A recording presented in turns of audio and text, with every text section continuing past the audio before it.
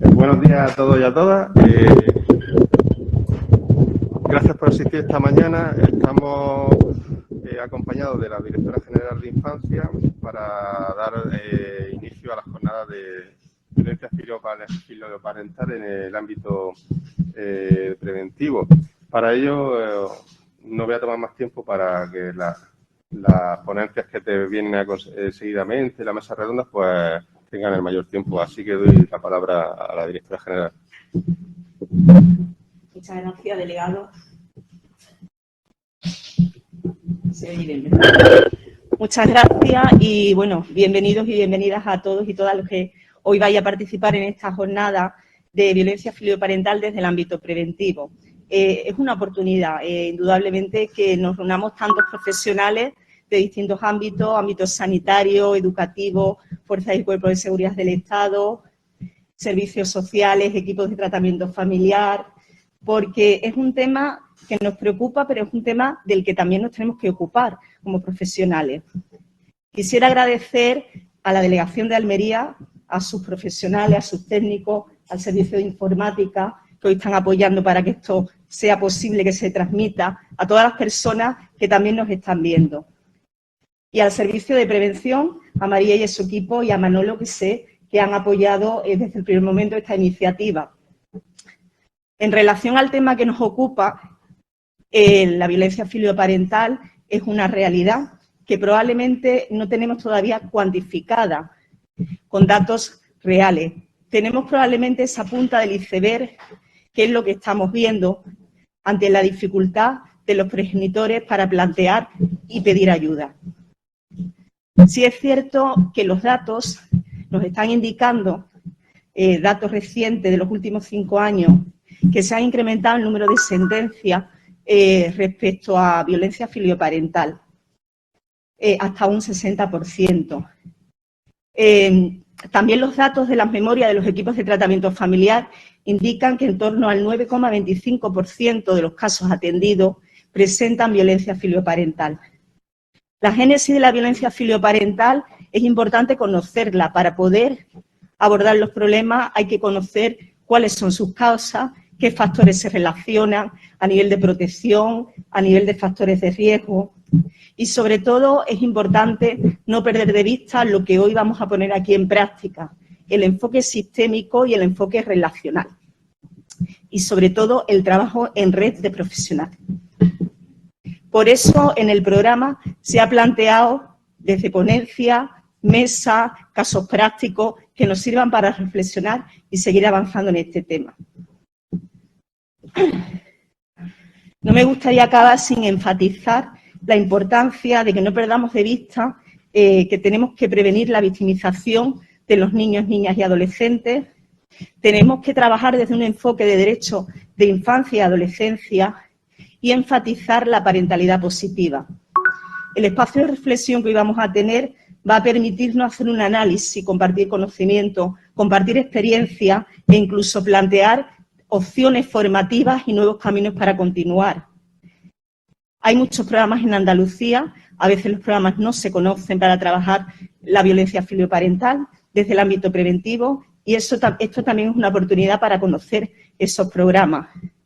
En Andalucía ya sabéis todo, y si no lo vamos a ver hoy aquí, contamos con el programa NAIFA, un programa preventivo, que además hemos tenido la oportunidad de evaluar el programa y de implementarlo desde un programa basado en la evidencia científica con el equipo de la doctora Hidalgo de la Universidad de Sevilla y seguimos evaluando cómo se ha producido y se está desarrollando esa implementación.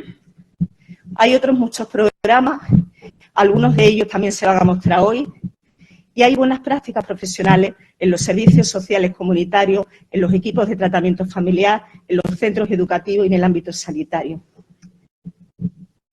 Poner en valor social la infancia, tal y como hace nuestra Ley de Infancia y Adolescencia, aprobada, cuya entrada en vigor fue el 30 de agosto y aprobada en el Parlamento de Andalucía el pasado año.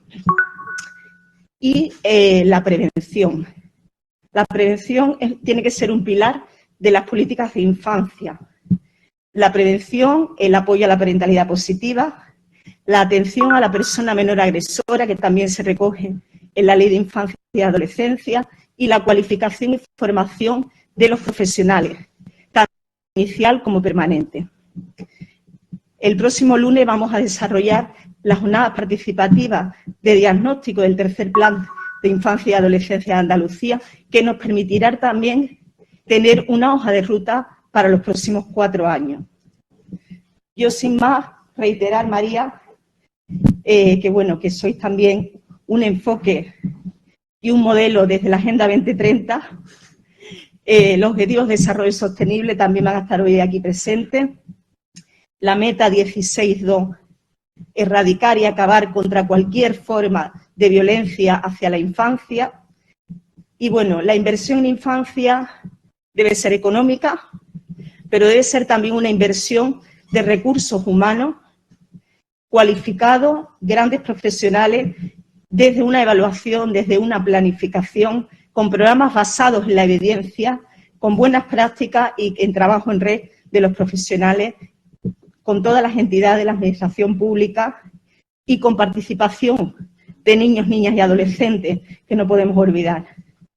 Mi agradecimiento a la delegación de Almería por haberme invitado hoy a esta presentación, al trabajo que desarrolláis con los recursos humanos, a veces escasos, que tenemos, pero muy cualificados y con enorme profesionalidad, y también a los compañeros de la Dirección General de Infancia, del Servicio de Prevención, que yo sé que os están siguiendo, y todo va a salir fantásticamente. María, relájate, disfrútalo, vamos a disfrutarlo todo, y seguro que la red de profesionales de Almería va a salir mucho más fortalecida, y ese trabajo en red nos va a permitir seguir avanzando, que es muy importante. Muchísimas gracias.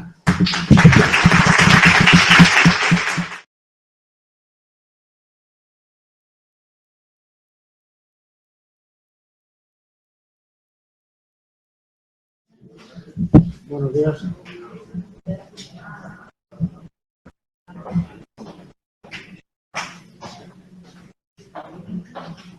¿Se me oye bien? Sí, ¿no?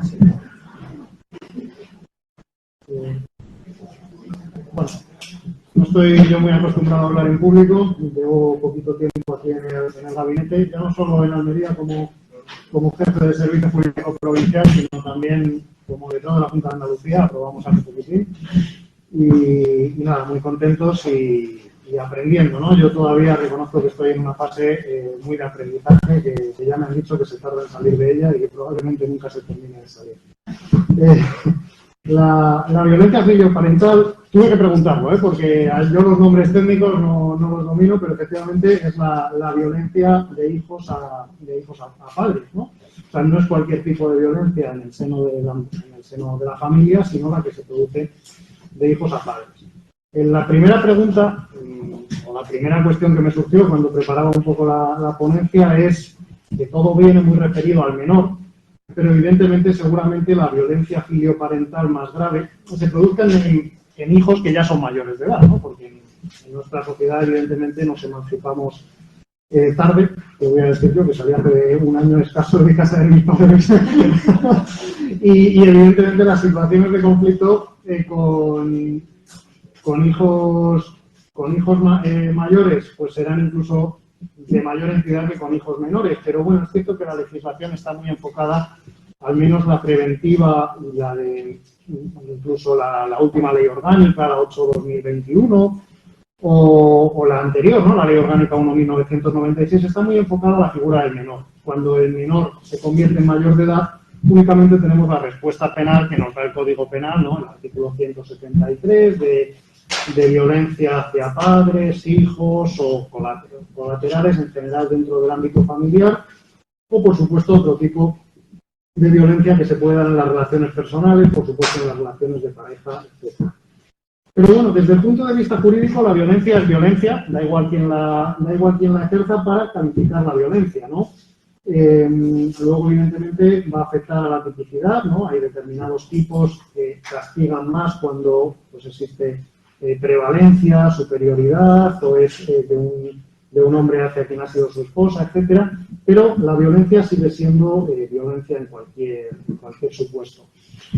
Y el Código Penal castiga todos los tipos de violencia, desde la violencia más grave, un homicidio, hasta la violencia más leve. El Código Penal no distingue cualquier insulto, cualquier vejación de palabra puede tener relevancia penal. Y eso, evidentemente, no solo sucede en este ámbito familiar, sino en todos los ámbitos. Hay una huida hacia el derecho penal que satura mucho la jurisdicción penal. Y fue así particularmente relevante tras la modificación de 2007, ¿no?, donde se empiezan a introducir los tipos especiales del Código Penal, el 173, se empieza a introducir la agravante de parentesco, la agravante de género, las agravantes, bueno, la agravante de parentesco ya estaba introducida, pero las agravantes de género y en general las intrafamiliares se empiezan a modificar mucho. Se modifica también el 154 del Código Civil, ¿no? Se prohíbe la corrección moderada que anteriormente permitía el 154 del Código Civil en materia de patria potestad. Y evidentemente pues los padres entran en estos últimos años en una también pequeña inseguridad jurídica y una inseguridad a la hora de ejercer su responsabilidad parental, porque no saben muy bien cómo ejercer esa autoridad necesaria a la hora de corregir a sus hijos, ¿no? Incluso cualquier tipo de corrección, y se ha visto, puede ser susceptible de castigo penal hacia los propios padres. Entonces, se dan unos años de franco desconcierto en la familia, yo creo, en familias con problemas, ¿no? Evidentemente las familias que no tenían problemas o más o menos se aguantaban, pues siguen como venían, pero las familias con problemas o que podía haber conatos o potencial violencia, pues evidentemente a los hijos se les da una relevancia muy superior a la que tenían los padres, e incluso puede generar situaciones de amenazas hacia los padres de pues, de denuncio o lo que sea, porque cualquier tipo de conducta era susceptible de relevancia penal. En 2015, con buen criterio, el legislador en mi opinión, y potenciando la figura de las entidades públicas, que no dejan de ser los servicios de protección del menor. Y probablemente tenga que ampliarse, ¿no?, también en la línea de lo que decía antes, a los mayores de edad. Pero introduce el 172 bis y el 172 ter en el Código Civil. Y yo creo que es donde hay que poner actualmente el foco para prevenir la violencia filioparental, ¿no? Evidentemente en el ámbito educativo, que tratarán posteriormente gente bueno, ponentes que saben mucho más que yo de educación, pero en el ámbito del Código Civil el 172 bis les da al menos una herramienta, ¿no? Porque la anterior herramienta que tenían en 2007, cuando existía una violencia filioparental excesiva, es denunciar al hijo. Denunciar al hijo ante la policía, ante el Ministerio Fiscal y, por último, llevarlo a la jurisdicción penal por cualquier ilícito penal que hubiera podido cometer, lesiones, amenazas, coacciones, etcétera. Que independientemente se juzgara conforme a la legislación penal para mayores de edad, si el hijo lo era, o para menores de edad, no dejaba de ser una ruptura total del vínculo familiar, porque supone emocional y familiarmente llevar a tu hijo a la jurisdicción penal y decir, oye, condénale, incluso llévale a la cárcel o al centro de menores si es necesario. Entonces eso, desde luego que no ayudaba a facilitar la convivencia. Pero actualmente el 172 bis le permite a los progenitores y tutores, por circunstancias graves y transitorias debidamente acreditadas, y evidentemente puede ser acreditada una situación de grave pues, incomodidad o tensión o incluso incompatibilidad de caracteres en la convivencia, cuando no puedan cuidar al menor podrán solicitar de la entidad pública que ésta asuma la guarda durante el tiempo necesario. Dice que no podrá sobrepasar 2 años, pero evidentemente es susceptible de prórroga, ¿no? Pero sin desentenderse, ¿no?, de las responsabilidades que siguen manteniendo respecto del menor.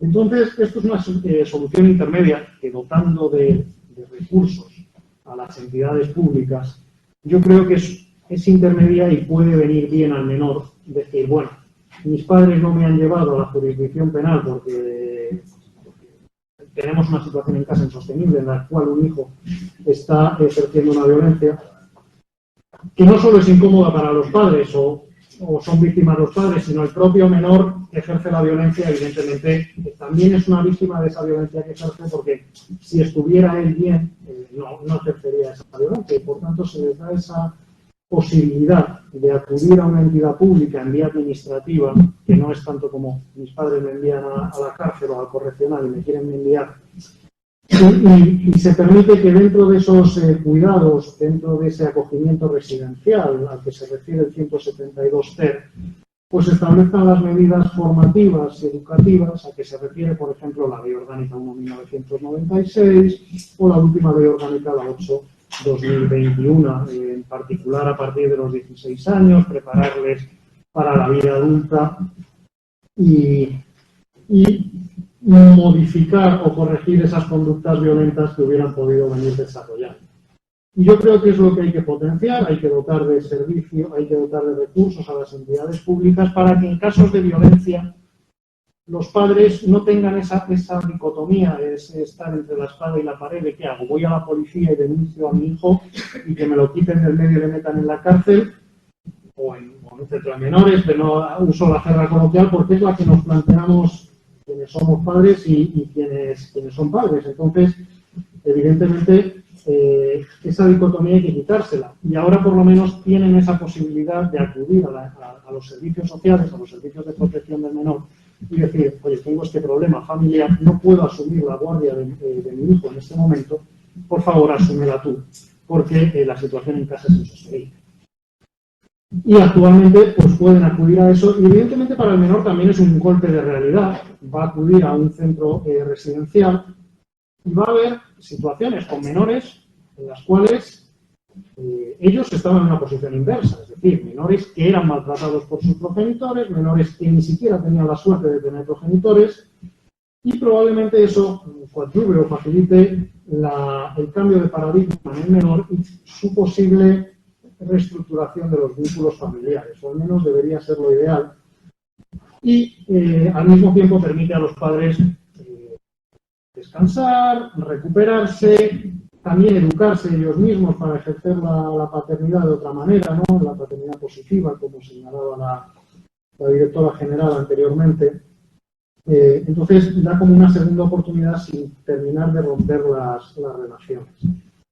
Por ello, el 172 ter, también, para que los padres asuman que no están regalando, por así decirlo, o dando a sus hijos a un tercero para que se ocupe de ellos, sino que incluso a nivel económico, señala el apartado cuarto, que en los casos de declaración de situación de desamparo, que no sería este caso, o de asunción de guarda por resolución administrativa o judicial, que sí podría ser este caso, podrá establecerse por la entidad pública la cantidad que deben abonar los progenitores o tutores para contribuir en conceptos de alimentos en función de sus posibilidades a los gastos derivados del cuidado y atención del menor, así como incluso los derivados de la responsabilidad civil que pudiera imputarse a los menores por los actos realizados por los mismos.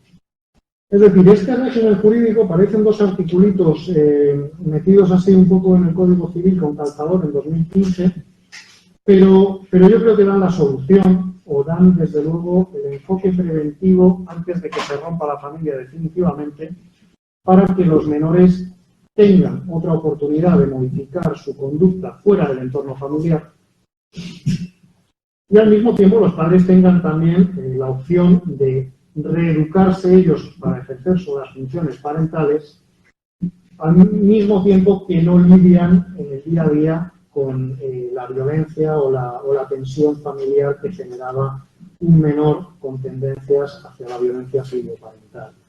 Eso, desde luego, parece mucho más relevante que no dejar únicamente a los progenitores la vía de una denuncia o incluso una querella contra sus propios hijos ante la jurisdicción penal. Una jurisdicción penal que no puede y tampoco creo que deba asumir todo el tipo de violencia, ¿no? Evidentemente, violencias más graves, el principio de intervención mínima del derecho penal, pues evidentemente lesiones graves, homicidios o cualquier otro tipo de violencia filioparental debe tratarse por la jurisdicción penal.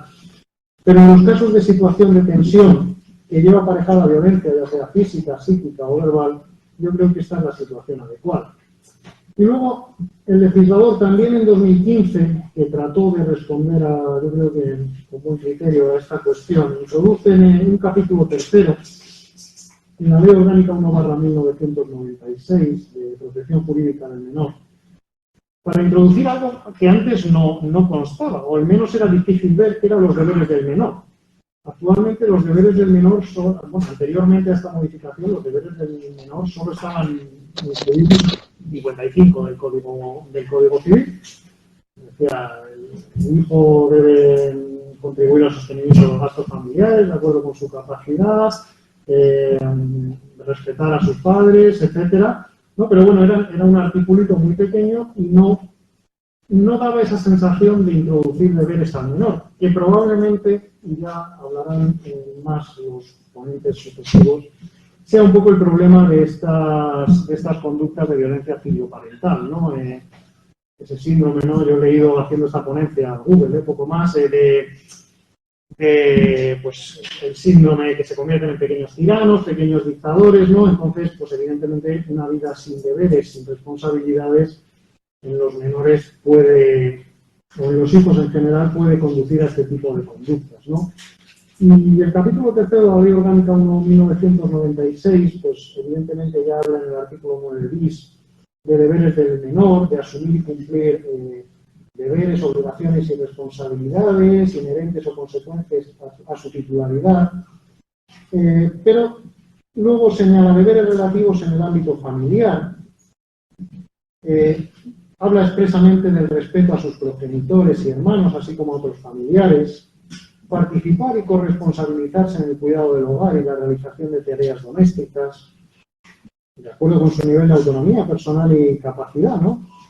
En el 9.4, el cuáter, en el ámbito escolar, importante también, dice estudiar durante las etapas de enseñanza obligatoria y una actitud positiva ante el aprendizaje, respetar a los profesores y otros empleados de los centros escolares. Es decir, es quizá aquí donde debiéramos poner el foco en fase educativa, pero también en fase de relevancia, o sea, debería tener una relevancia jurídica, debería haber algún medio de ayudar a los hijos a entender que todas estas cuestiones redundan en su educación y son necesarias para su formación integral. De hecho, la última ley orgánica se ha vendido como un éxito, probablemente lo sea, la verdad es que está muy reciente como para valorarla, pero si no he contado mal, tiene una o dos referencias indirectas y genéricas a los deberes de los menores. Entonces sí, hay que proteger la violencia filioparental, o sea, hay que proteger, mejor dicho, la violencia, o erradicar la violencia hacia los menores, pero no podemos desconocer, y es cierto que no hay muchos datos, como señalaba la directora general, pero que la violencia hacia los menores en gran parte está causada por otros menores que adolecen de los mismos defectos educativos que tienen los menores que ejercen relaciones filioparentales. Es decir, el menor que ejerce violencia filioparental hacia sus padres, pues hombre, no hay que ser muy aventurado para decir que la violencia no se va a quedar solo en su casa. La va a ejercer también hacia otros menores y entramos en conductas de acoso, ya sea físico o incluso ahora a través de las tecnologías de la información. Entonces, hay que incidir mucho si queremos, entiendo, atajar la violencia hacia los padres, atajar las conductas violentas de los menores, incidiendo mucho en sus deberes. Y la Ley Orgánica 8/2021 sí hace un esfuerzo muy loable en proteger al menor de situaciones violentas que ya estaban protegidas prácticamente en el ámbito penal, por supuesto. Pero parece desconocer o sortea los deberes inherentes a los menores. Y debe incidirse aquí. Entonces, yo por terminar ya la exposición, si hay alguna pregunta posteriormente o por no hacerla muy larga, y resumiendo, tenemos varias vías de reaccionar a la violencia filioparental. La menos deseable y la más radical es la penal. No es la solución.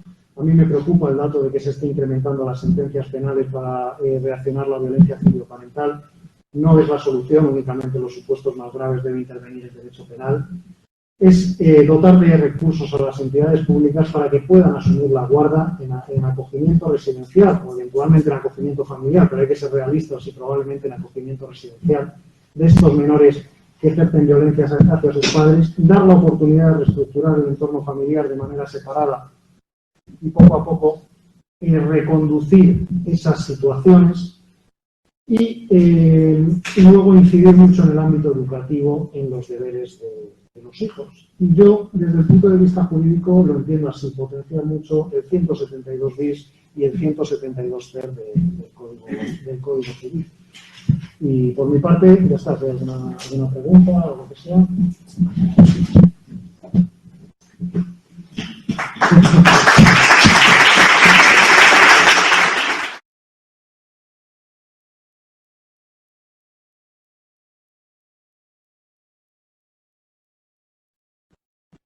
Buenas a todos.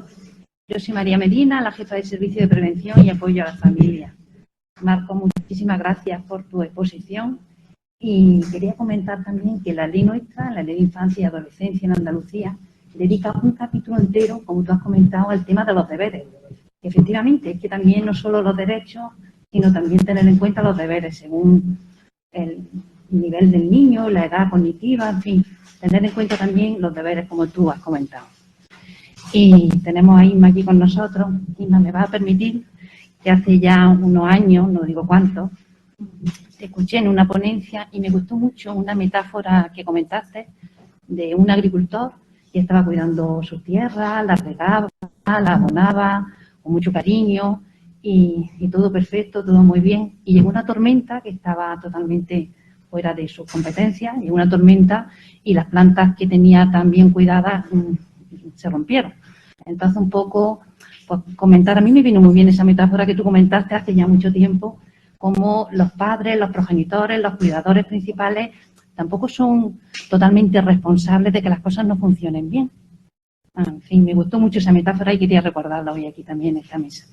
Tenemos la suerte de contar con Inmaculada Gómez Becerra, catedrática de la Universidad de Almería, Centro de Investigación de Salud de INSA, y muchas gracias, Inma, por estar aquí con nosotros. Te cedo la palabra. Bien, ¿no?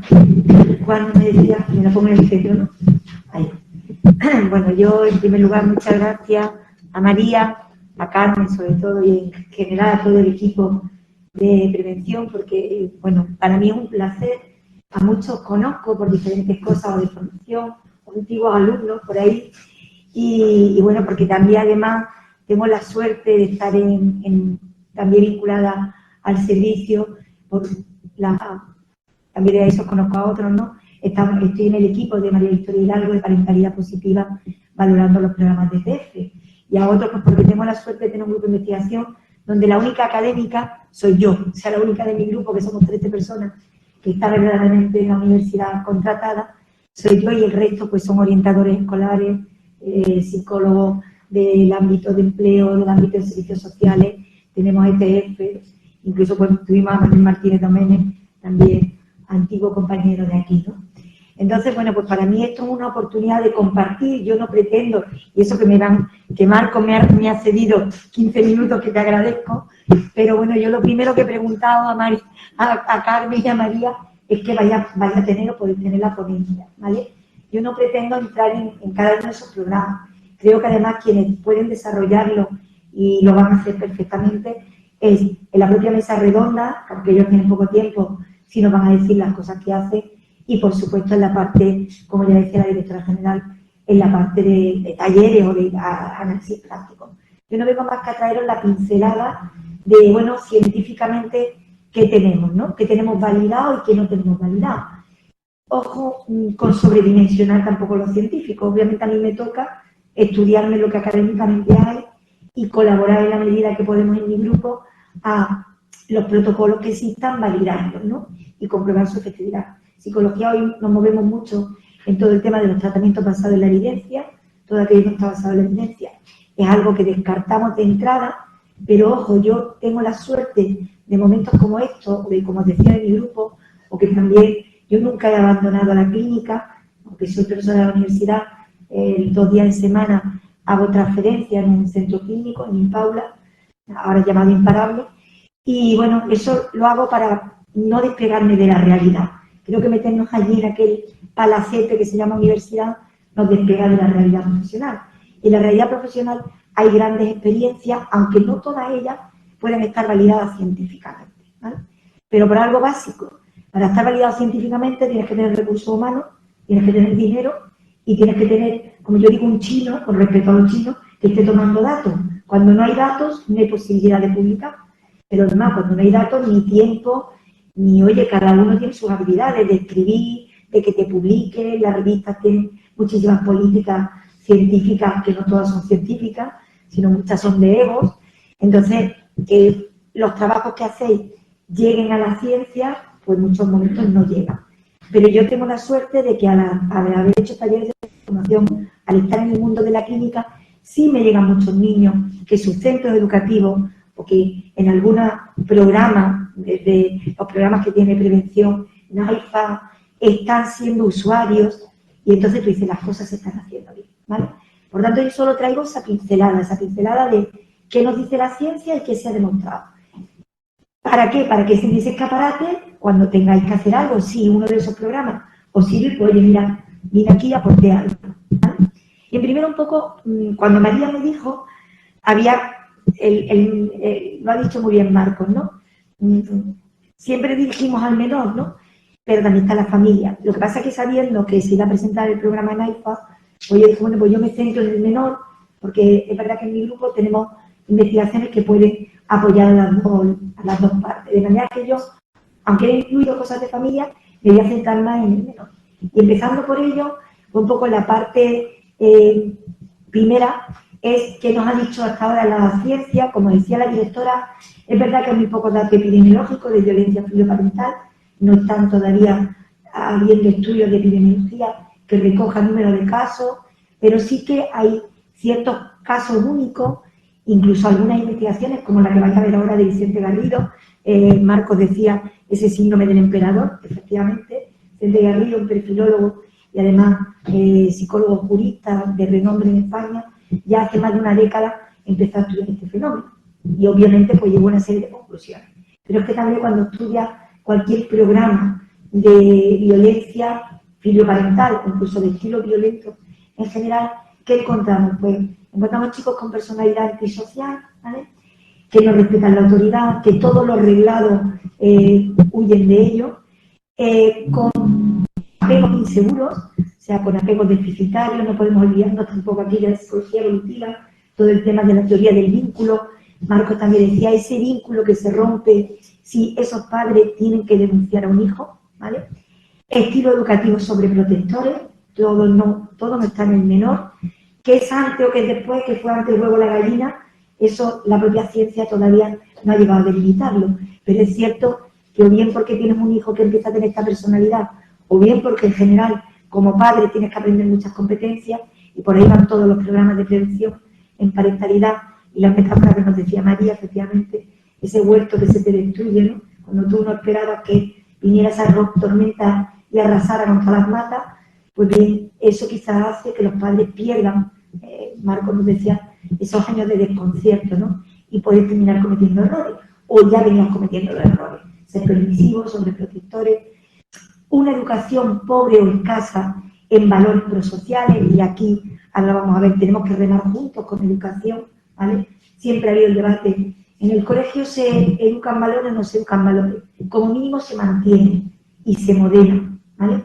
Vamos a ver en la propia cambio de la ley Rhodes, la ley Rhodes aprobada el año pasado, que cuando está ya desde protección, viendo incluso un menor que recibe malos tratos, cuántas cosas hemos mirado para otro lado de una manera consciente o inconsciente desde el ámbito de la educación, ¿vale? El alto nivel de egocentrismo, eso sí, así que están viendo las características del menor, su baja tolerancia a la frustración, su baja autoestima.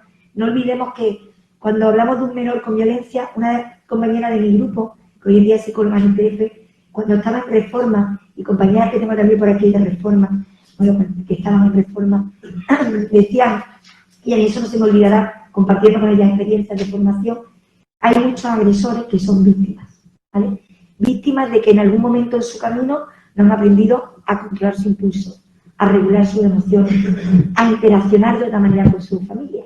Y también víctimas a veces de familias con bajas competencias parentales y con problemas de regulación emocional, y cuando no, judicializadas, que también de eso con los ETF hemos hablado mucho con Carmen y en los equipos, ¿no? Falta de empatía, de conciencia, esto es muy importante. Marcos nos señalaba como en la propia ley subraya, son inconscientes o son conscientes, ¿no? Déficits emocionales, influencia de modelos agresivos, esto es muy importante porque la violencia no se genera en la nada, se genera en un ambiente que puede ser o muy sobreprotector o incluso puede ser hostil. Bien, aquí estaba el síndrome del emperador que nos había adelantado Marco, efectivamente Vicente Garrido ya en el 2008, en investigaciones muy amplias y en casos concretos, porque incluso Garrido ha sido muy mediático en un momento dado, incluso programas colaborando con agentes policiales de estudiar perfiles de personalidad una vez que un menor ya ha cometido un delito, ¿no?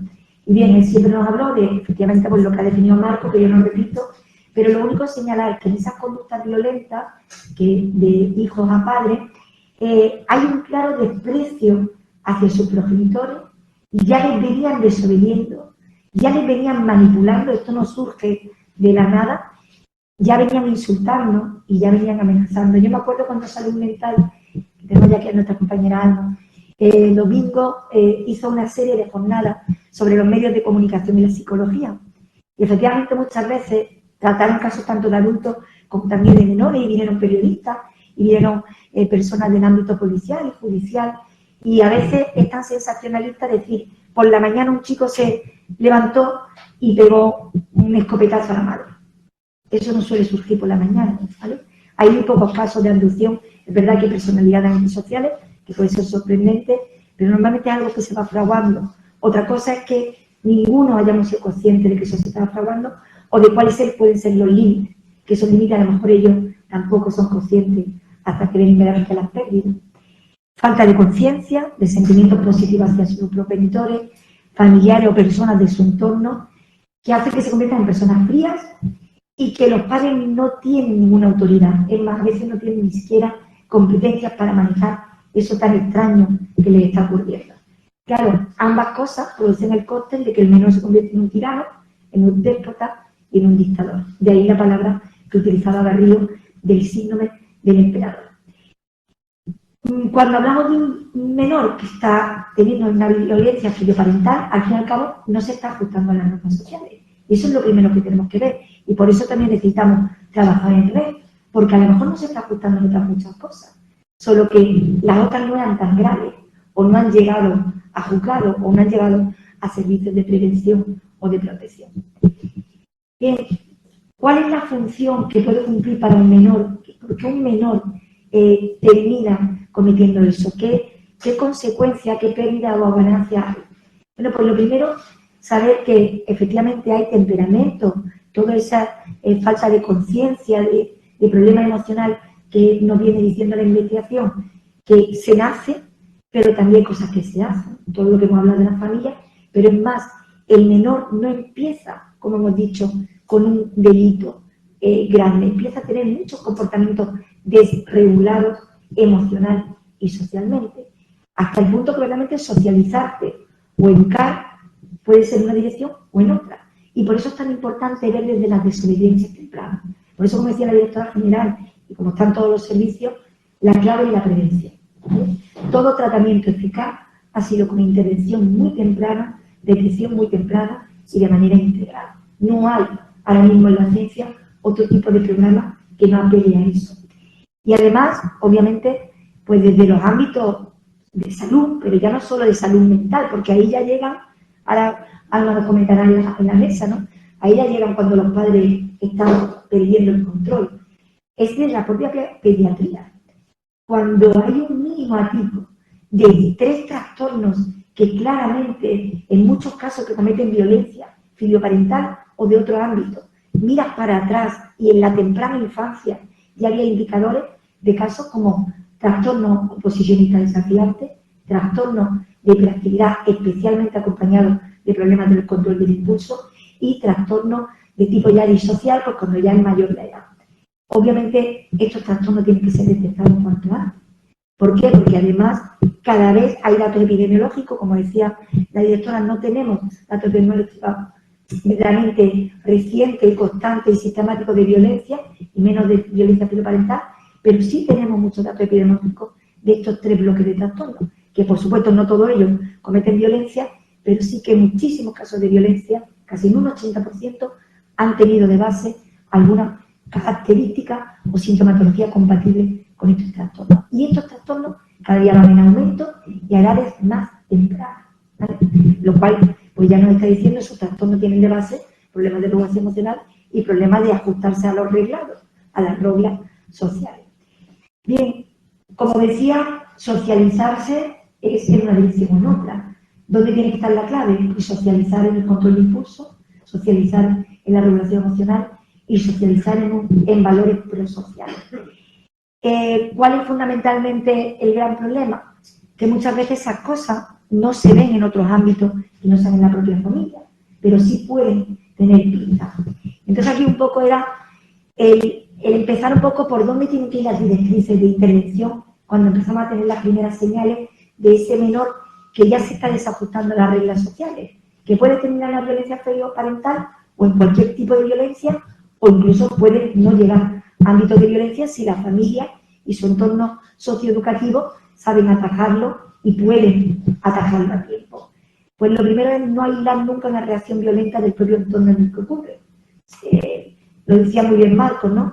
Centramos todo mucho en el menor, en trabajar en sus características, pero eso ocurre en un entorno.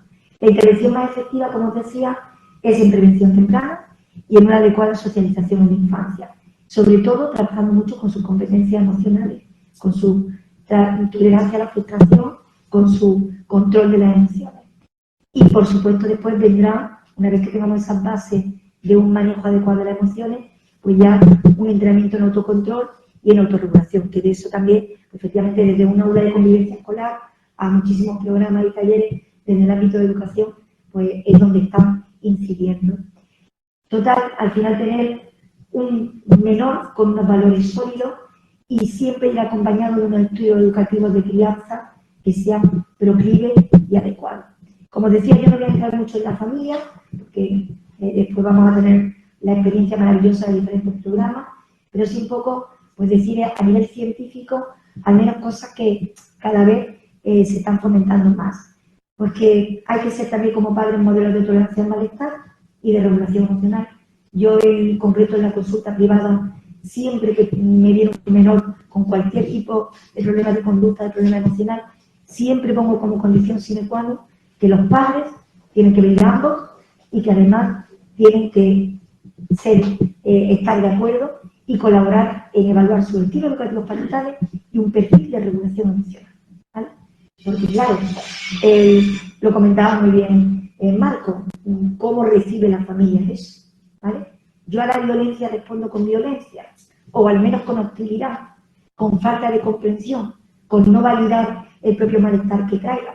Hace 2 semanas estábamos en la red de universidades de infancia y adolescencia, que era sobre la ley Rode, y decíamos, bueno, pero es que ¿cuántas veces un menor está recibiendo experiencias de hostilidad o de maltrato, por ejemplo en su instituto, y dónde vomita, y permití la palabra, ese malestar emocional? A lo mejor no lo vomita ahí, y más en una juventud que cada vez tenemos más basado en el otro, ¿no? en la aceptación social del grupo. A lo mejor ahí no, pero o lo hago por las redes, donde mantengo un anonimato, y de eso al final de la ponencia tenemos también la experiencia que hemos tenido en nuestro grupo de acción e investigación que encargaron a AIMA, y si no lo hago ahí, ¿dónde lo hago? Pues probablemente con la familia. Entonces, también hay un porcentaje que son menores que esa frialdad es porque no ha encontrado desde los inicios un lugar donde poder validar esas emociones. Que hay que tener atención plena en la educación de los hijos, que hay que utilizar modelos de parentalidad positiva. Nosotros, por ejemplo, somos más de clínica y trabajamos mucho con modelos sistémicos o con terapias de tercera generación. Son las dos que están validadas para un trabajo efectivo con familia, pero es totalmente cercano a los modelos de parentalidad positiva. De hecho, ese fue mi acercamiento con Margarita Historia Hidalgo.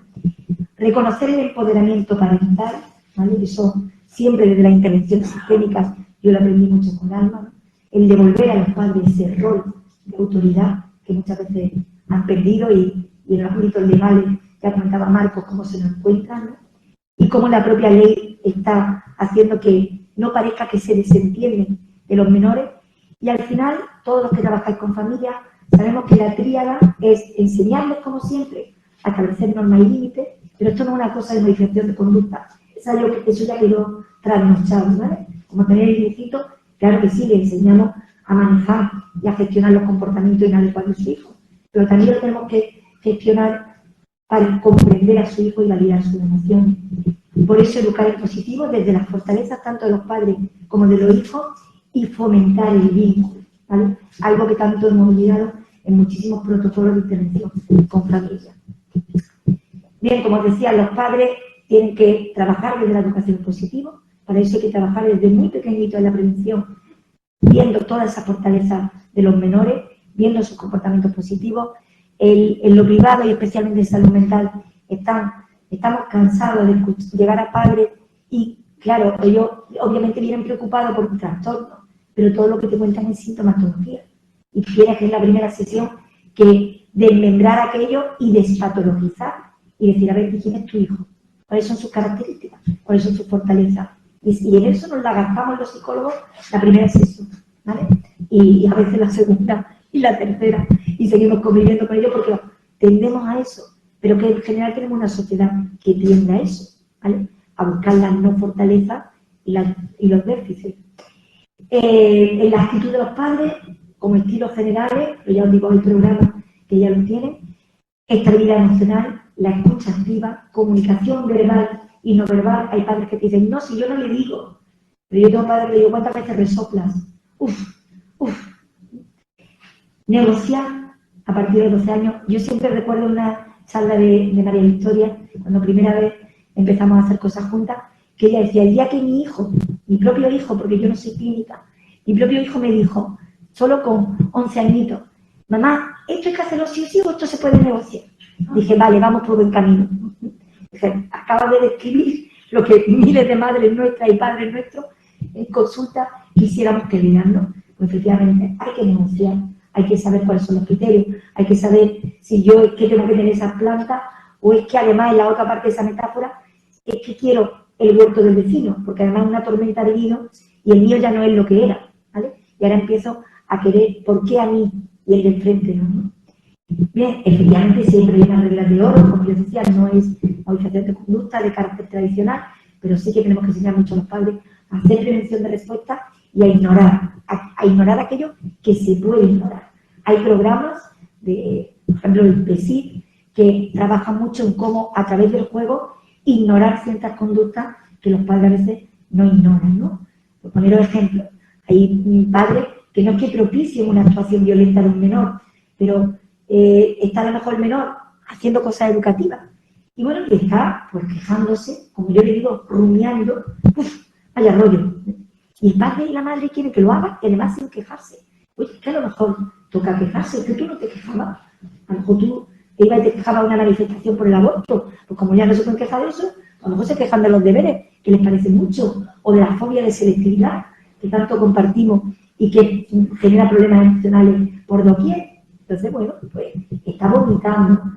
Que además, las tendencias, por ejemplo, la misma tendencia musical, pues sí, rapean y rapeando, pues ya sabemos lo que es rap.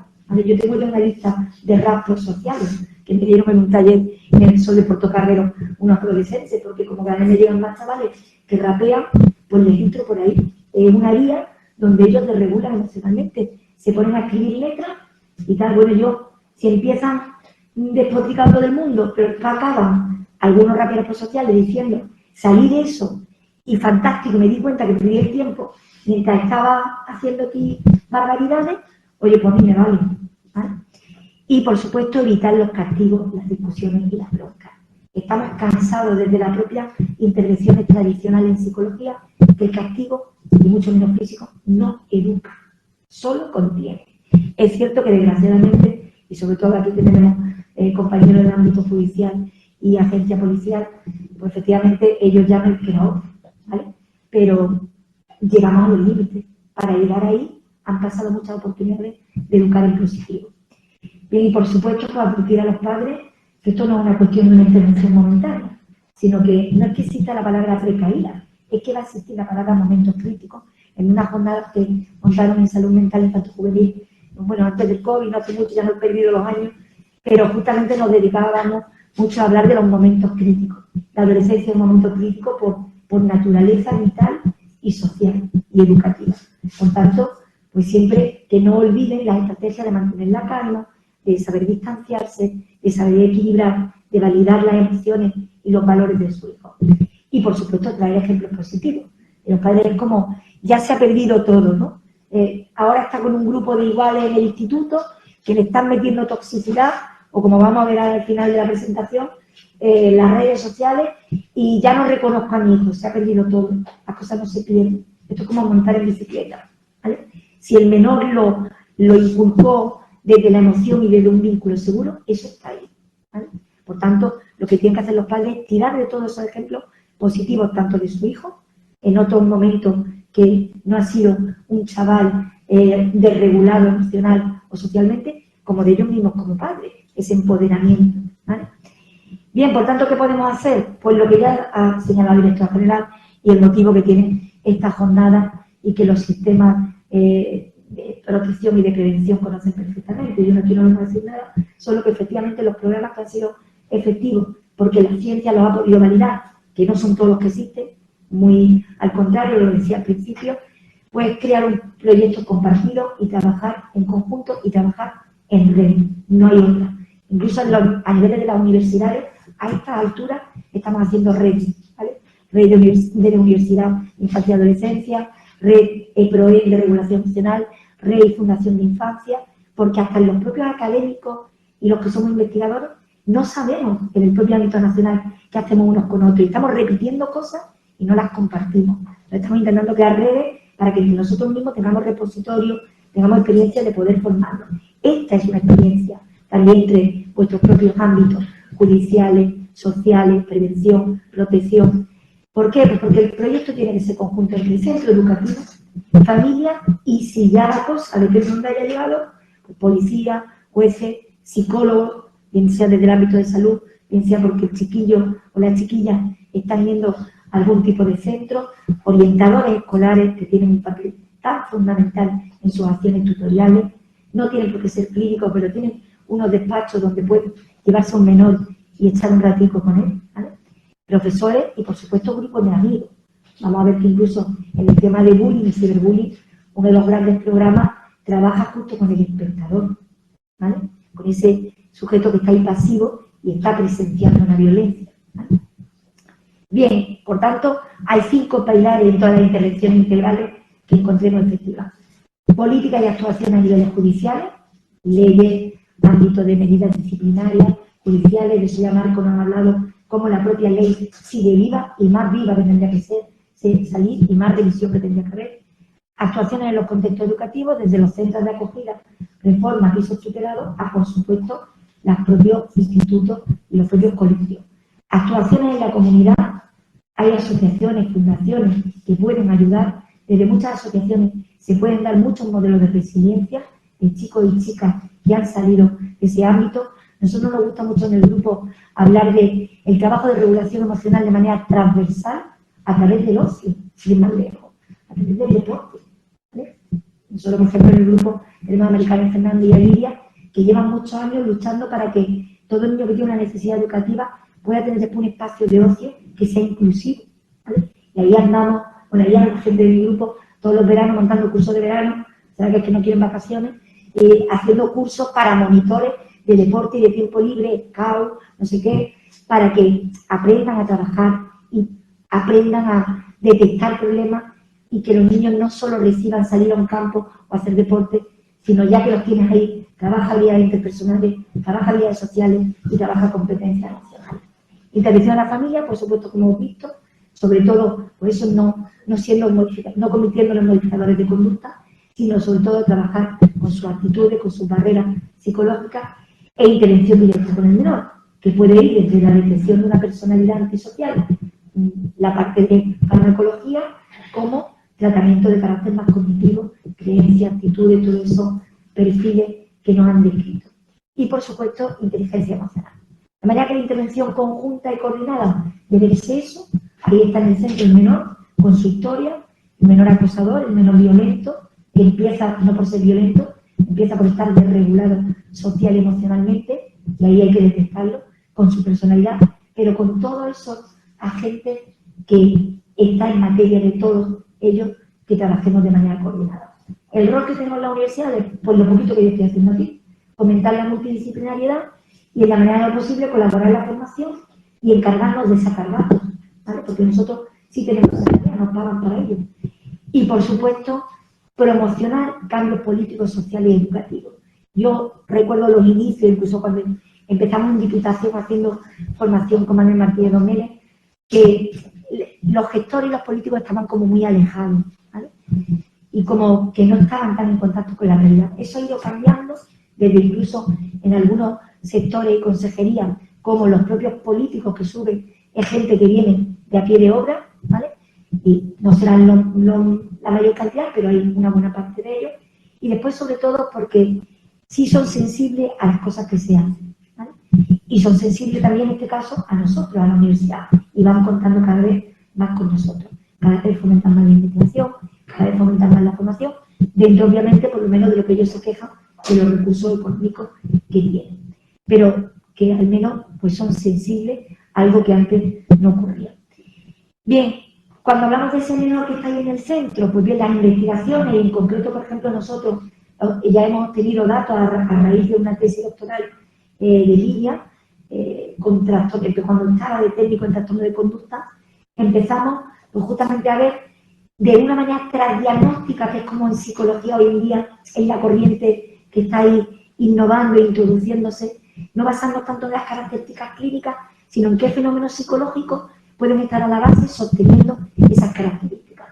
¿Y qué fuimos encontrando y qué es compatible a otros estudios? Porque en menores que tienen violencia y que tienen estilos educativos hostiles, interacciones hostiles y frías emocionalmente, fundamentalmente hay tres grandes pilares. Tienen problemas con la impulsividad, con el control del impulso, no saben tomar perspectivas, no saben mantener la calma y hacerlo desde una decisión más racional cualquier cosa que tengan que afrontar. Tienen problemas con la aceptación, tienen baja tolerancia a la mental, aquí tienen mucho que decir los estilos educativos, mucho, ¿vale? Y tienen problemas de conciencia, ¿vale? Volvemos a lo que nos dice la ley del menor es consciente, en muchos momentos no están donde tienen que estar, sino están, yo siempre digo, hipotecados a otros valores, ¿vale? Al valor de la red, a los likes que me marcan, y por supuesto, todo eso unido por los valores y por la flexibilidad psicológica. O sea, hasta qué punto el menor es camaleónico y se sabe adaptar a cuando viene esa tormenta que también se lleva las matas de ellos, no son las matas de la familia, ¿vale? Bien, y para ello, ¿qué tenemos? Como decía yo, aquí no puedo entrar, pero sí con los frescos, y ahí lo tenéis, por eso se os va a dar la presentación. Hay cosas que están validadas, ¿vale?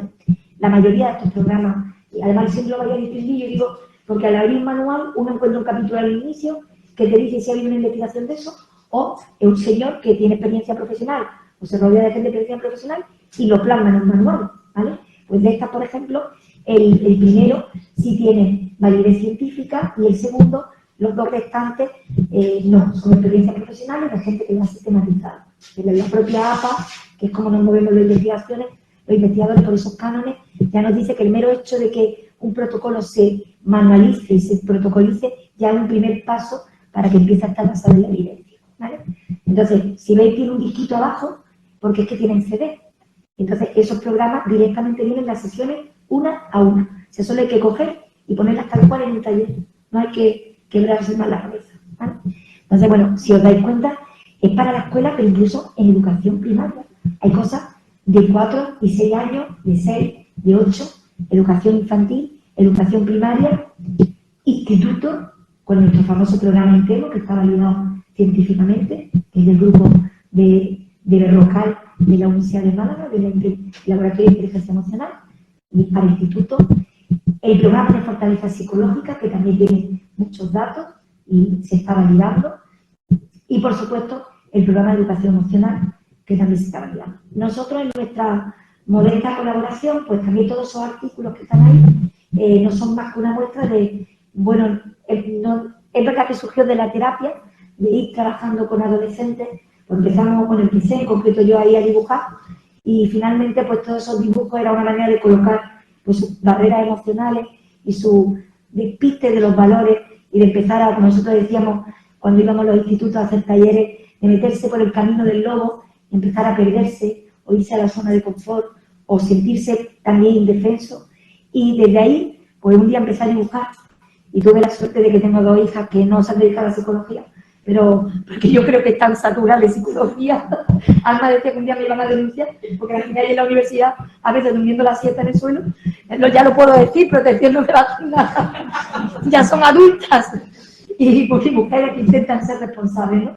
Y un día, pues, de estos mogollónicos, me acosté a dormir una siesta, que algo como raro, tenía que estar muy mal, cuando llevábamos el máster de infancia, y me desperté y tenía, pues, ese cuadro maravilloso que yo lo tengo en la consulta, y lo habían hecho de todos mis trozos de dibujo, habían pillado un poco la onda, ¿no? Y eso lo compartí con mi grupo, que como os digo, para mí es mi fuente de aprendizaje.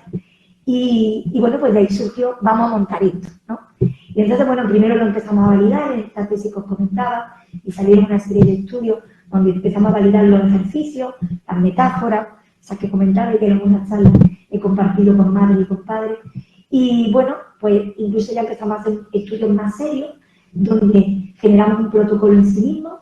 Ese protocolo está publicado en esos artículos, al final en los anexos, además está registrado, podemos pasarlo sin problema. Y aquí os traigo un poco, pues, las sesiones, ¿no? Trabajamos, como veis, desde terapias de tercera generación, fundamentalmente lo que estamos haciendo ahí continuamente son ejercicios de atención plena y ejercicios dirigidos a valores y a regular las emociones. Utilizamos muchas técnicas de Linehan, de regulación emocional, una técnica por ahí que se llama DBT, la terapia dialéctico-comportamental. Y bueno, pues además ya hoy en día lo hemos convertido, gracias a la financiación de FIBAO y de salud, lo estamos convirtiendo en un videojuego, ¿vale? ¿Veis? Al enemigo en casa, cerquita, ¿vale? Bueno, ellos son nuestra compañera Cristina Botella, una eminencia en psicología y tecnología en España y pionera, decía que son nativos virtuales, son nativos digitales, es su lenguaje. Y bueno, pues desgraciadamente hay que entrarle por ahí. Digo desgraciadamente porque donde esté la experiencia humana, entre la psicología, la educación y el menor, no hay otra cosa. Pero bueno, es una manera, ya digo, yo he utilizado hasta el rap, ya he utilizado un videojuego, lo que menos me va a escandalizar. Pero efectivamente, pues nosotros estamos ahí generando, ellos entran a través de una metáfora que se llama ese ecosistema de la vida, yendo a cada uno de esos espacios, aprende habilidades de regulación emocional. Por ejemplo, aquí es uno de los espacios, ¿no? Cuando se van aquí a esta cosa, por aquí, que se llama la cueva, ¿vale? Aquí es la cueva del futuro, y después van al molino, al remolino del malestar emocional, pues por ejemplo en el remolino se encuentran ejercicios de este tipo. Algo que han trabajado los psicólogos de educación y clínica toda la vida, ¿vale? Que esto no tiene nada, esto es sentido común y la práctica profesional de los psicólogos del día a día. Pero bueno, aquí está sistematizado y con cierta base científica, ¿no? Pues de cómo le enseñamos a generar, como veis las tijeritas, efectivamente donde se les dice que es la parte donde aprenden habilidades de regulación emocional, que son en estrategias para desbloquearse emocionalmente y en la atención plena. Y antes lo que sí tienen es, no hay una tijera, pero es como que no suben toda la fuente de malestar externo, esa que os digo que a veces se llevan a casa y propician un conflicto interfamiliar, pues reducir aquello que tengo que aceptar de aquello que puedo efectivamente planificar. En las cosas que puedo planificar hay muchas cosas que son barreras educativas y esas les abruman y les pilla traspié, ¿vale? Les pilla el toro, como decimos en mi tierra. Y claro, pues esas sí son fuentes de malestar que yo puedo gestionar. Y para ello yo cuento con mis centros educativos que me ayudan a gestionarlas. Si pido ayuda, claro, si pido ayuda. O si la familia acude a los centros educativos. No si la familia se calla, porque si el orientador lo sabe el equipo docente, hoy vayan a tachar a mi niño de que necesita ayuda. Y toda la vida hemos necesitado ayuda.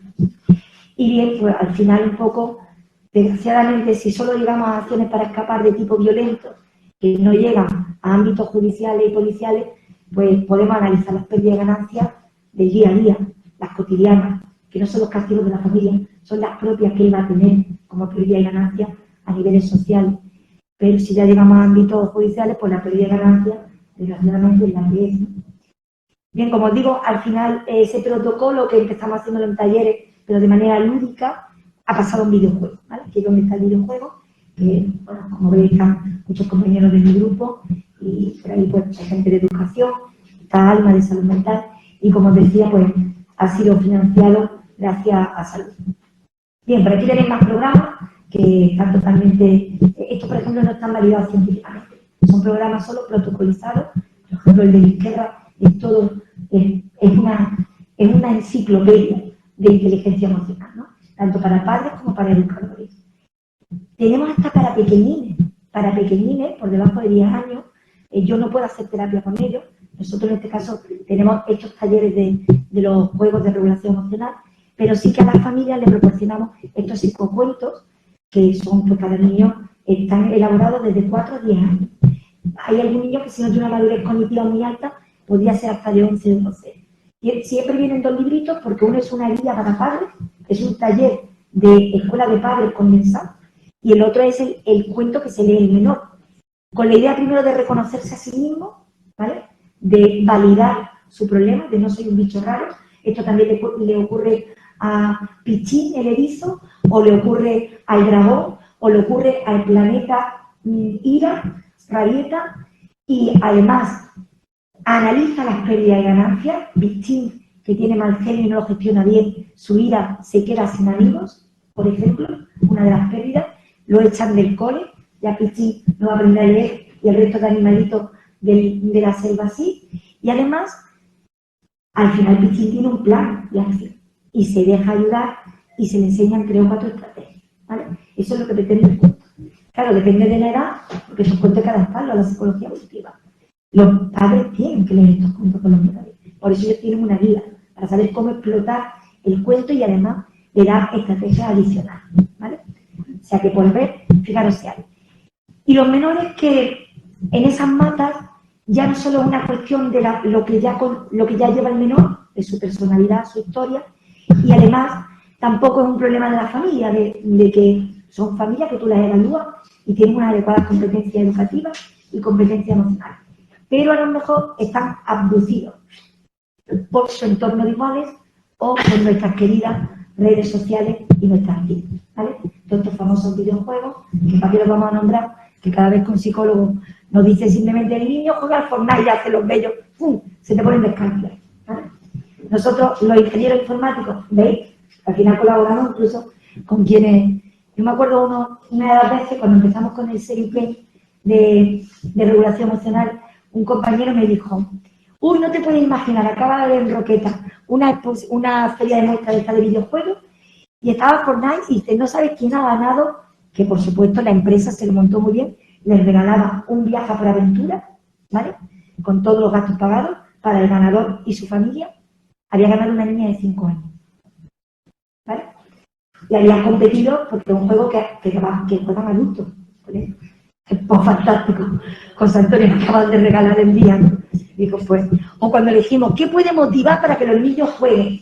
Hay estudios y te dicen, sí, ¿sabes a un gamer lo que le controla para que se mantenga en el juego? Destruir y matar. Y en lo posible, que la matanza sea lo más escabrosa posible. Sangre, corte de cabeza, ¿vale? Muy bien, se lo han montado muy bien. Claro, se lo han montado muy bien, porque yo creo que ahí debe haber detrás hasta bioquímicos. Porque también la neuropsicología conoce perfectamente lo que son los cambios bioquímicos, ¿vale? La adrenalina que genera la emoción de una violencia, ¿vale? Yo recuerdo hace muchísimos años la primera formación, cuando estaba Isabel Agudo todavía en Reforma, que fue a los año 98, creo que era el 99 por ahí, y ya está jubilada y todo. Recuerdo que había un educador que dijo, mira Inma, ¿puede que un menor disfrute viendo la cara de la víctima? Que soy estudio desde Bandura, ya demostró cómo hay un disfrute incluso de carácter neuroquímico cuando la violencia está cronificada, y ha habido muchas experiencias de violencia. Cuando quema un contenedor un chaval, ¿qué le saca eso? Pues no solo el aplauso de los iguales, también le saca unos efectos neuroquímicos. Y yo creo que de los videojuegos han hablado hasta con un neuroquímico, porque es que es impresionante lo bien que se lo han montado, ¿vale? Bien, pues bueno, hay protocolos, como decía la directora general, hay protocolos. Y además en Andalucía somos de las pioneras en protocolos. Y tenemos muchos protocolos, porque ha habido muchos esfuerzos desde la administración pública en fomentar investigación. Tenemos sin ir más lejos el programa CONRE, que además la Junta de Andalucía tiene totalmente accesible, ¿vale? Está Cyberbullying, es de los más recientes. Tenemos guías en diferentes comunidades autónomas de cómo trabajar el acoso. Tenemos el programa ACTIVA, que es cierto que no lo podemos descontextualizar de la cultura y de la geografía en la que ocurre, en escuelas finlandesas. Finlandia siempre ha sido en educación como nuestro modelo, pero claro, es que es fácil tener buenos programas educativos en Finlandia. No tiene la extensión que tiene España, ni tiene la estructura política y geográfica que tiene España. Daros cuenta que ese programa ha sido exitoso porque un 90% de escuelas finlandesas tienen ese programa. Ahí hay un programa único. El gobierno ha decidido este es el programa y no hay heterogeneidad. Claro, eso. Y además, este es el programa con muchísima financiación y recogiendo datos. Como he dicho, vosotros hacéis muchas cosas eficaces, pero no tenéis allí al becario de turno tomando datos. Si no tomo datos, no publico. Si no publico, no sé la eficacia. ¿Vale? Por eso no se puede endiosar tampoco la ciencia, porque tiene sus trucos, ¿vale? Y necesita sus requisitos. El modelo Kiva, además, se está centrando mucho. Bueno, ya hay algunos centros educativos españoles que lo han exportado. Hemos tenido, por ejemplo, en diferentes congresos de infancia, hemos traído a las fundadoras del programa Kiva, pero lo más rico del programa de Kiva desde mi punto de vista, porque yo no soy más que una alumna porque he ido a talleres de formación, es el trabajo con el espectador, ¿vale? Con el público. Lo que hace con las víctimas viene a ser un poco lo que hacemos también en España, y lo que hace con el agresor, incluso desde el punto de vista más débil, porque no tienen unas leyes de menor tan sólidas como nosotros. Pero su gran trabajo, su gran aportación es el trabajo con los mediadores, que también desde educación se están metiendo muchos mediadores culturales en esta línea. Después, educar a las familias en competencias digitales. Y en esa línea, pues bueno, realmente, de esto yo no tenía que hablar yo, pero en la propia Junta de Andalucía y en otras comunidades, la Junta de Andalucía y en el Observatorio de Infancia, podéis disponer muchas de ellas, hay ya guías, como decía la directora, en forma joven, creciendo en salud, pantallas amigas. Hay muchos lugares donde podemos dar a los padres competencias digitales para manejar este enemigo que se le ha metido en casa y que además va a una velocidad que los padres y las madres no tienen habilidad para ponerse al día, van por delante. Y nosotros, pues bueno, seguramente lo tendría que contar Alma, no sé si en la mesa redonda lo iban a sacar o no, porque también no hemos tenido mucho tiempo de coordinarlo, pero bueno, la Dirección General de Infancia, bueno, tuvo la sensibilidad ya en el 2019, porque nos pilló antes del COVID, tuvimos que darle un giro al estudio, pues de pedirle a Alma Martínez de Salazar, como vaya a ver ahora de salud mental, bueno, que se hiciera un estudio sobre uso y abuso de las TIC. Ellos estaban sobre todo interesados en hasta qué punto ese uso inadecuado de TIC, de cualquier TIC, desde los videojuegos, el móvil, redes sociales, querían todo. ¿Qué te han dicho, Alma? Que quieren todo. Vale, pues sí. Querían todo, ver cómo afectaban el comportamiento y el desarrollo emocional, pero puesto a pedir también cómo afectaba la conciliación familiar, ¿vale? Pues bien, en aquello nos enfrascamos y aquí fue un claro ejemplo de sensibilidad de la administración pública, de una apuesta política y de un trabajo en red y coordinación. Porque yo, primera vez en mi vida, y tengo no sé cuántos CC, no sé cuántas historias, no sé cuántos estudios, que he tenido una muestra tan amplia. Esto no tiene ninguna sorpresa. Esto es porque educación hubo una unificación y un remar en la misma dirección desde igualdad y desde educación. Y las encuestas fueron a través de Seneca.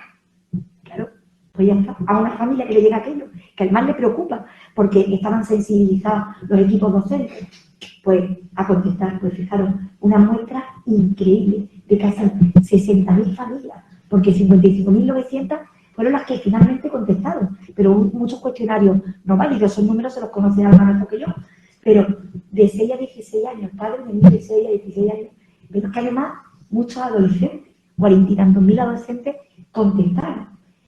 Encuestas que no solo iban midiendo su posible adicción a las TIC, sino que además en ellas se veía cómo pedían ayuda, cómo son conscientes de que tienen un problema de autocontrol. ¿Vale?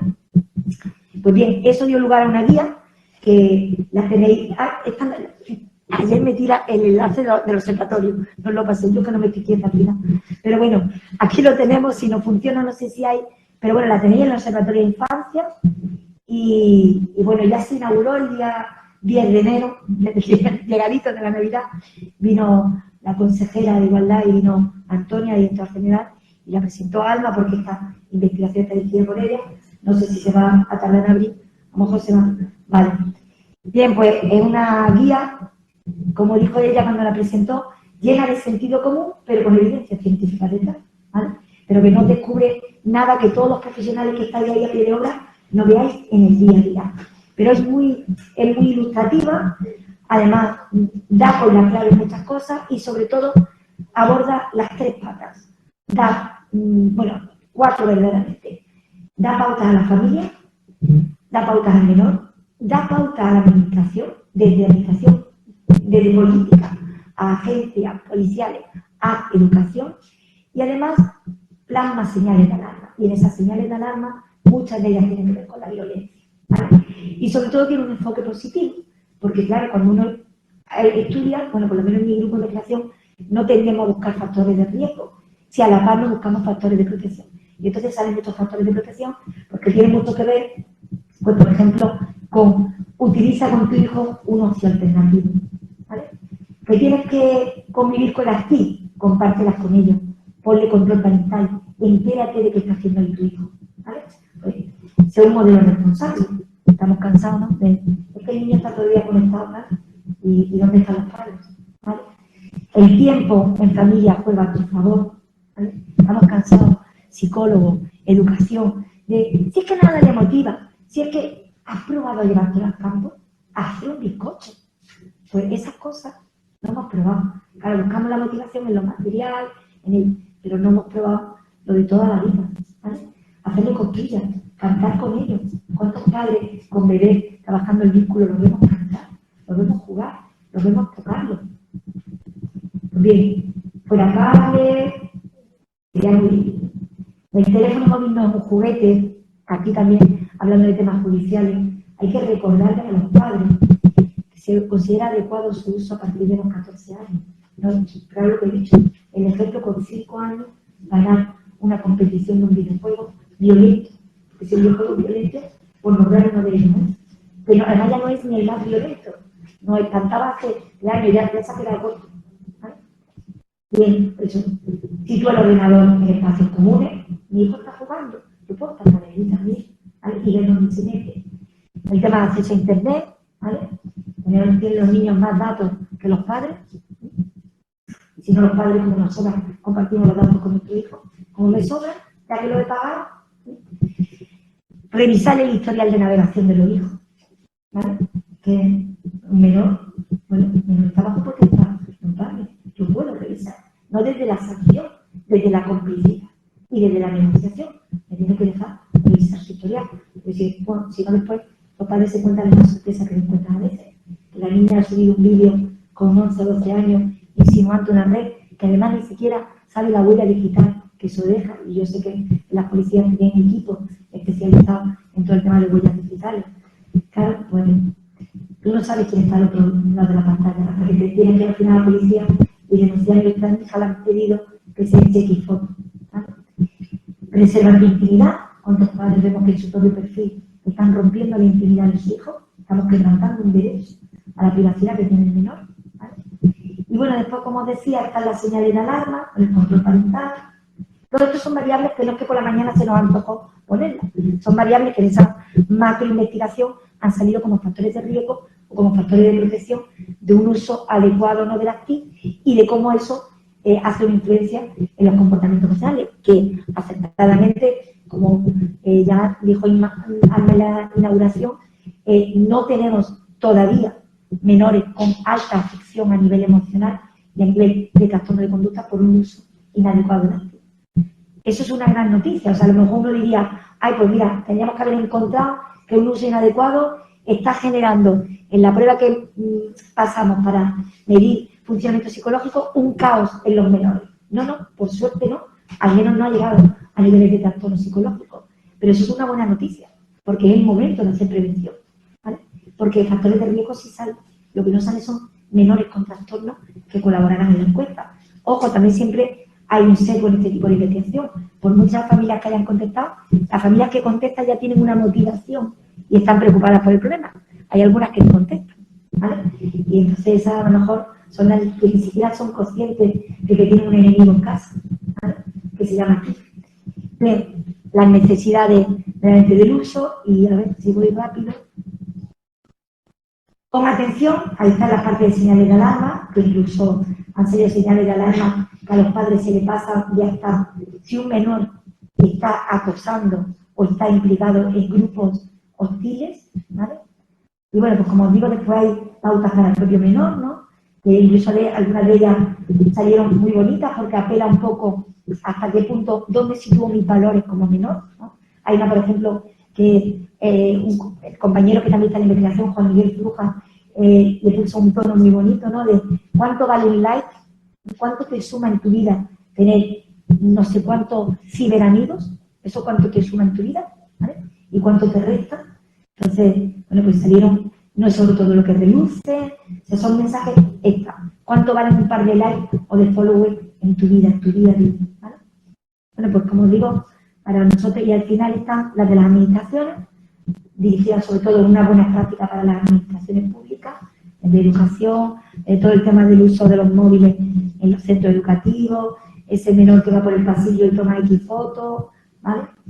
Pues bien, al final, bueno, el educativo y, por supuesto, pues la intención, justamente la Dirección General de Familia, no solo que esto llegue, que ya está en el observatorio, sino que se generen materiales y talleres para que los profesionales puedan explotarlo, sobre todo en el seno donde se puede acceder más fácilmente a los usuarios, que serían los centros educativos, ¿vale?